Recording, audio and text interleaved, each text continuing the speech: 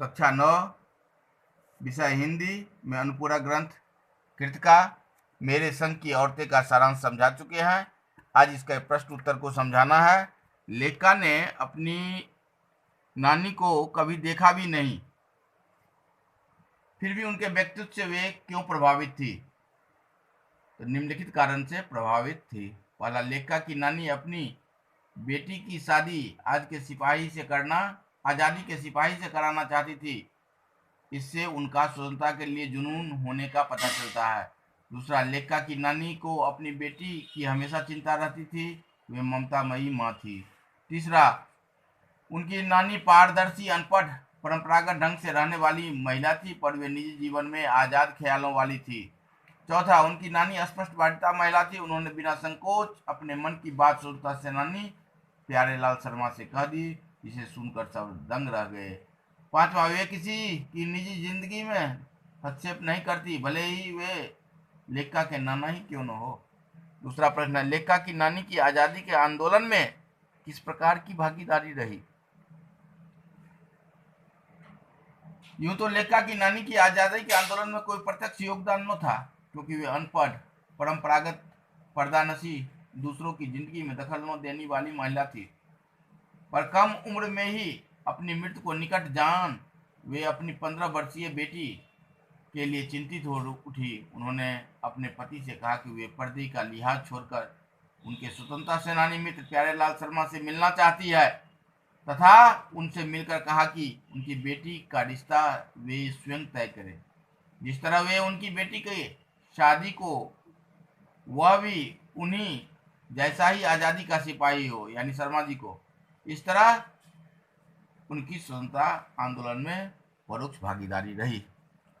तीसरा प्रश्न है, लेखिका की मां परंपरा का निर्वाह न करते हुए भी सबके दिलों पर राज करती थी। इस कथन के आलोक में पहला, लेखिका की मां की विशेषताएं लिखे। तो लेखिका की मां की निम्नलिखित विशेषताएं थी।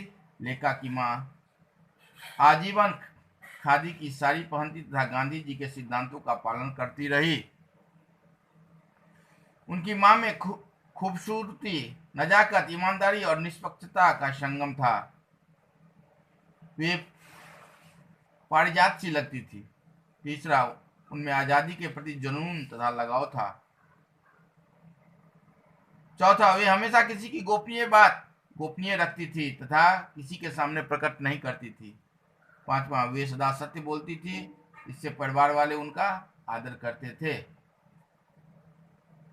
ख, लेखिका की दादी के घर का माहौल का सब चित्र अंकित करें।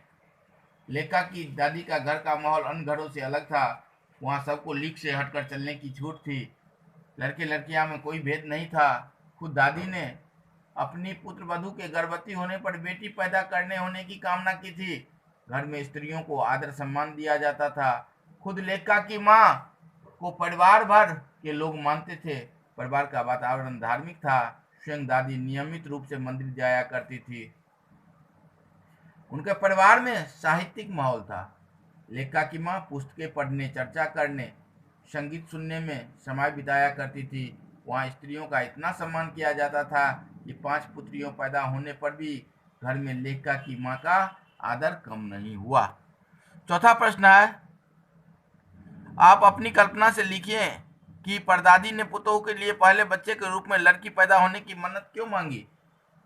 तो लेखिका की परदादी लीक से हटकर चलने वाली महिला थी। उन्होंने पहली पैदा होने की मन्नत इसलिए मांगी होगी क्योंकि उस समय ऐसी मन्नत मांगना और सबके सामने बताना अत्यंत साहसपूर्ण कार्य था। ऐसा करके वे सबसे अलग दिखने की चाह रखती होगी। उनके ऐसा करने का दूसरा कारण यह रहा होगा कि वे स्वयं एक महिला थी। उन्होंने महिला होकर स्वतंत्र जीवन जिया था तथा अपने जीवन में किसी प्रकार की रोक टोक नहीं देखी थी, इसलिए महिला होना उनके लिए गर्व की बात थी। तो आज 4 प्रश्न का उत्तर समझा दिए हैं। अगले क्लास में 4 का समझाएंगे।